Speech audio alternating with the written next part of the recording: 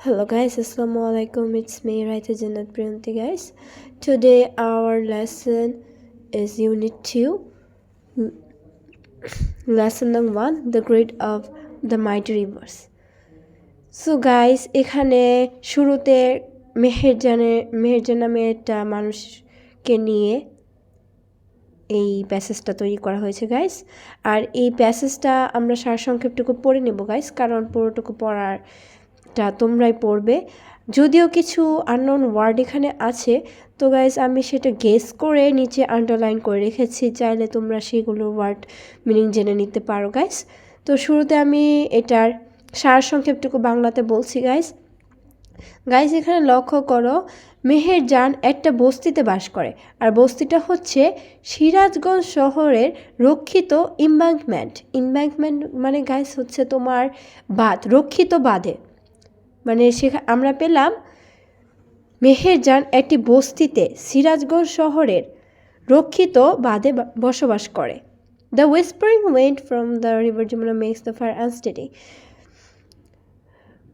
নদী যমুনা থেকে আসা শো শো শব্দ কি আগুনকে অস্থিতি করে তোলে। দ্য ড্যান্সিং ফ্লেম, গাইস আমরা সাধারণত ড্যান্সিং মানে বুঝি নৃত্যরত, মানে এটাকে অনেক সময় আমরা পার্টিসিপল হিসেবেও চিনি গাইস, কিন্তু এখানে অর্থটা হচ্ছে গাইস, ফ্লেম যেহেতু অগ্নিশিখা, তাহলে হবে দোলমান অগ্নিশিখা মেহেরজানকে স্মরণ করে দেয় তার জীবনের দুঃখ কষ্ট, টার্মোয়েল। এখানে দেখো গাইস, লক্ষ্য করো, টার্মোয়েল মানে হচ্ছে দুঃখ কষ্ট, তার জীবনের দুঃখ কষ্টকে মনে করিয়ে দেয়। বেশি দিন নয়, মেহেরজানের সব কিছুই ছিল। একটা পরিবার ছিল, একটা চাষযোগ্য জমি ছিল, এমনকি গবাদি পশুও ছিল। এই নদী ভাঙন ধীরে ধীরে তার সমস্ত ধন সম্পদ এবং ভূমি কেড়ে নেয়। It finally claimed her only shelter during last monsoon. Monsoon এখানে গাইস বর্ষাকাল হিসেবে ব্যবহৃত হয়েছে। গত বর্ষাকালে তার শেষ আশ্রয়স্থলটুকু এটা কেড়ে নেয়। এই নদী ভাঙনটা একদিনের মধ্যেই ডেভর ধ্বংস করে দেয় Meher's house, trees, vegetable garden and the bamboo Bush. তার কি আর কি ধ্বংস করে দেয়, বাড়ি ধ্বংস করে দেয়, গাছপালা ধ্বংস করে দেয়, এমনকি সবজির বাগান আর হচ্ছে ব্যাম্বু বুশ, বাঁশের ঝাড়ও। তার এক সময় সুখী পরিবার ছিল। বিগত বছরগুলোতে সে তার স্বামীকে হারিয়েছিল এবং তার পরিবারকে টু ডিজিজেস, বিভিন্ন রোগে, দ্যাট ক্রুয়েল হাঙ্গার মানে হচ্ছে নিষ্ঠুর ক্ষুধা এবং পভার্টি, দারিদ্রতা তার পরিবারে এনেছিল। এখন বর্তমানে সে এমনই একজন যে বেঁচে ছিল তার সমস্ত দুঃখ এবং কষ্ট নিয়ে। সর্বগ্রাসী যমুনা নদী তার সমস্ত সুখ এবং স্বপ্ন তছনছ করে দিয়েছে। এরকম হাজারজন আছে মেহেরজানের মতো একই অভিজ্ঞতা শেয়ার করার জন্য। বাংলাদেশ হচ্ছে নদীর দেশ। এখানে কিছু কিছু নদী আছে যা উঁচু জোয়ারের সৃষ্টি করে, এমনকি নদী ভাঙনের সৃষ্টি করে বর্ষাকালীন সময়ে। নদী ভাঙন হচ্ছে কঠিন সত্য সেই সকল মানুষের জন্য যারা নদীর তীরে বসবাস করে। প্রত্যেকটা বর্ষায় অনেক গ্রামবাসী হুমকির সম্মুখীন হয় বিভিন্ন শক্তিশালী নদীগুলোর কারণে, যেমন যমুনা, পদ্মা এবং মেঘনা। এগুলো হচ্ছে বাংলাদেশের 3টি শক্তিশালী নদী। এটা ধারণা করা হয় যে রিভার ইরোজন, নদী ভাঙন কমপক্ষে 1 লাখ মানুষকে গৃহহীন করে তোলে প্রতি বছর বাংলাদেশে। এমনকি নদী ভাঙন হচ্ছে প্রধান ক্ষতি যা জলবায়ু পরিবর্তনের কারণে হয়ে থাকে। যদি আমরা এই সম্পর্কে দ্রুত পদক্ষেপ না নিই টু অ্যাডাপ্ট, কমানোর জন্য জলবায়ুর পরিবর্তন, there will be thousands of more Meherjans in our towns and villages every year. প্রতি বছরে এরকম হাজার মানুষ মেহেরজানের মতো আমাদের গ্রামে এবং শহরে হবে। তো গাইস বুঝতেই তো পেরেছো এটা মেহেরজানের আর কি জীবনের দুঃখ কষ্ট এমনকি নদী ভাঙনের সম্পর্কিত কিছু তথ্য এখানে উল্লেখ করা হয়েছে গাইস। তো এটা ভালোভাবে পড়ে নেবে। এখন আসছি কিছু শব্দ অর্থতে যেগুলো আমি আন্ডারলাইন করে লিখেছি। স্লাম, স্লাম মানে হচ্ছে তোমার বস্তি। প্রোটেকশন ইমব্যাঙ্কমেন্ট, রক্ষিত বাঁধ। হুইসপারিং উইন্ড, শোষ বাতাস। আনস্টেডি, অস্থির। ড্যান্সিং ফ্লেমস, দোলমান অগ্নিশিখা। রিমাইন্ড, স্মরণ করে দেওয়া। টার্মোয়েল, কষ্ট। অ্যারেবল ল্যান্ড, চাষযোগ্য জমি। ক্যাটল, গবাদি পশু। ইরোজন, ভাঙন। গ্র্যাজুয়ালি, ধীরে ধীরে। কনজিউমড, ধ্বংস করা। প্রপার্টি, ধন সম্পদ। ক্লেমড, কেড়ে নেওয়া। শেল্টার, আশ্রয়স্থল। মনসুন, বর্ষাকাল। ব্যাম্বু বুশ, বাঁশের ঝাড়। ড্যাবর, ধ্বংস করে দেওয়া। ডিজিজেস, রোগ। ক্রুয়েল হাঙ্গার, নিষ্ঠুর ক্ষুধা। পভার্টি, দারিদ্রতা। লস, হারিয়ে যাওয়া জিনিস। পেইন, কষ্ট। গ্রিডি, লোভী, কিন্তু এখানে সর্বগ্রাসী অর্থে ব্যবহৃত হয়েছে গাইস। শ্যাটার্ড, তছনছ করে দেওয়া। ড্রিমস, স্বপ্ন। হ্যাপিনেস, সুখ। হার্শ রিয়েলিটি, কঠিন বাস্তবতা। ব্যাঙ্কস ওভারফ্লো, উঁচু জোয়ার। ইরোড, ভাঙন। ডিউরিং, চলাকালীন সময়। থ্রেটেন্ড, হুমকি,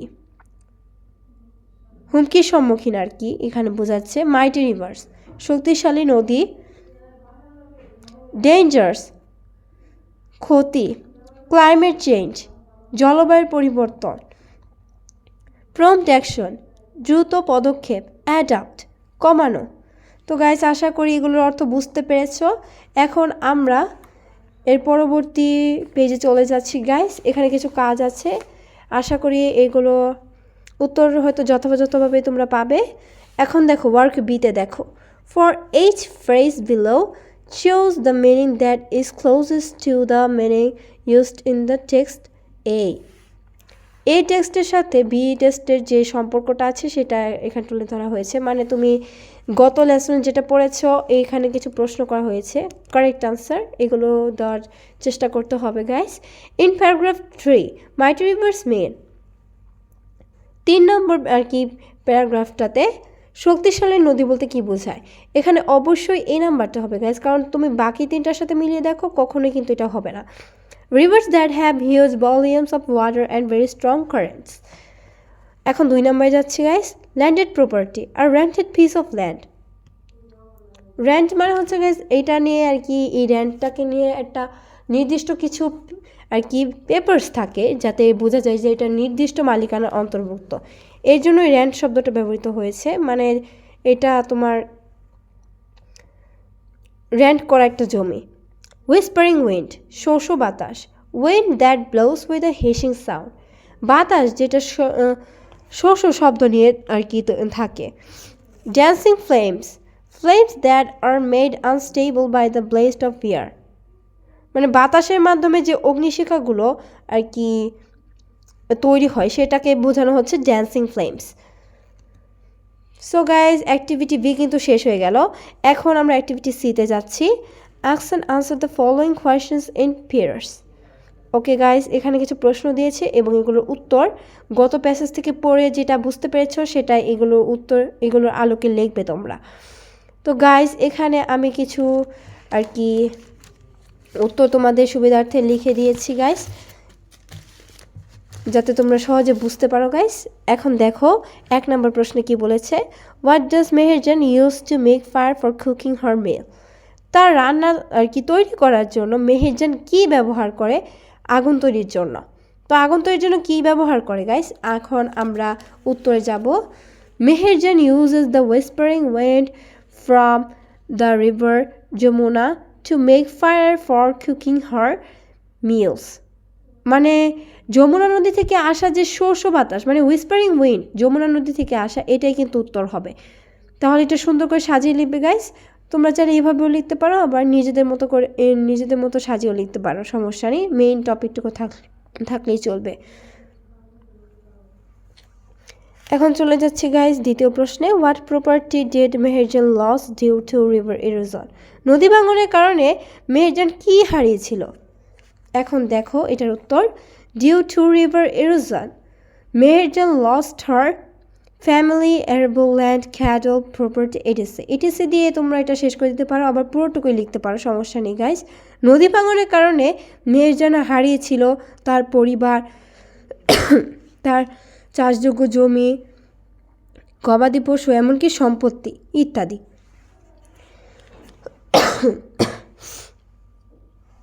এখন সি নাম্বারে চলে যাচ্ছি guys. What do you know about Meherjan's family? তুমি মেহেরজানের পরিবার সম্পর্কে কি কি জানো? এখন দেখো গাইজ, মেহেরজানের পরিবার সম্পর্কে যা জানো এটা কিন্তু একটু ক্রিয়েটিভিটি খাটিয়ে লিখতে হবে গাইজ।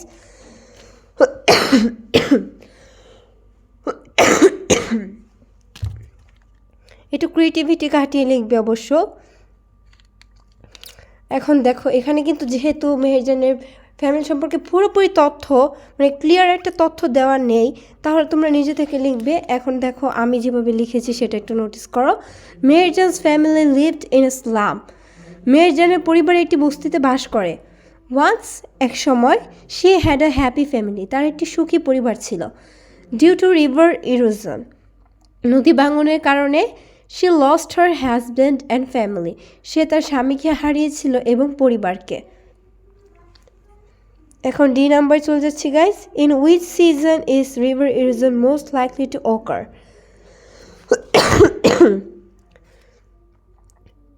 কোন ঋতুতে নদী ভাঙন সবচেয়ে বেশি ঘটে? তো অবশ্যই এটা হবে রেনি সিজন বা মনসুন। এখানে মনসুনও চালিয়ে দিতে পারো, রেনি সিজনও চালিয়ে দিতে পারো, সমস্যা নেই। আমি রেনি সিজন ইউজ করেছি guys. In rainy season river erosion is most likely to occur. বর্ষাকালে নদী ভাঙন সব থেকে বেশি হয়। এখন ই নাম্বারে চলে যাচ্ছে গাইস। এটা কিন্তু mostly important guys, very very important, কারণ এখানে তোমাকে ক্রিয়েটিভিটিও খাটাতে হবে, এমনকি সঠিক তথ্যটা দিয়ে এটা তোমার পূরণ করতে হবে, যেহেতু এখানে কিন্তু তোমার মার্কসটা আর কি খুব ভালোভাবেই নির্ভর করবে যদি তুমি এটা নিজে থেকে লিখতে পারো। What is the phrase greedy Yamuna used to describe the river? What grade do you notice in the description? এই শব্দগুচ্ছ লোভী যমুনা কেন ব্যবহার করা হয়েছে এই প্যাসেজে, আর এখানে তুমি কি ধরনের লোভ দেখতে পেলে? তো গাইজ ভালো কথা, এখানে কিন্তু আমি আগে শুরুতে বলে দিয়েছিলাম যে গ্রিডি মানে যেহেতু লোভী বোঝায়, তাহলে কিন্তু এখানে লোভী নদী হবে না কখনো, লোভী যমুনা কখনো হবে না, এটা হবে সর্বগ্রাসী যমুনা, মানে সব কিছু যেহেতু তছনছ করে দিয়েছে এর জন্য এখানে একটা negative word greedy Yamuna use করা হয়েছে। তো এটার উত্তরটা দেখো, the phrase greedy Yamuna is use to describe the cruelty of the river Yamuna. এই শব্দগুচ্ছ লোভী যমুনা ব্যবহার করা হয়েছে যমুনা নদীর নিষ্ঠুরতা বোঝাতে। The Yamuna makes many people homeless.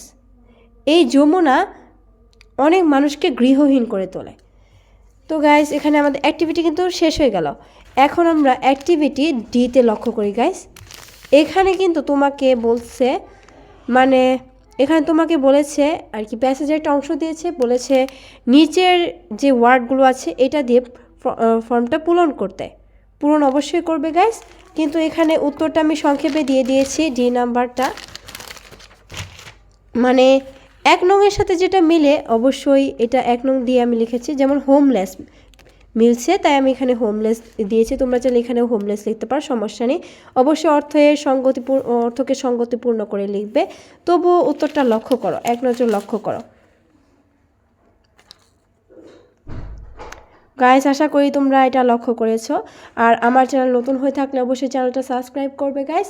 ইনশাআল্লাহ আমি প্রতিদিন ভিডিও দেওয়ার চেষ্টা করব গাইস, যাতে নিয়মিত তোমাদের ভিডিওটা দিতে পারি, ক্লাসটা করাতে পারি গাইস।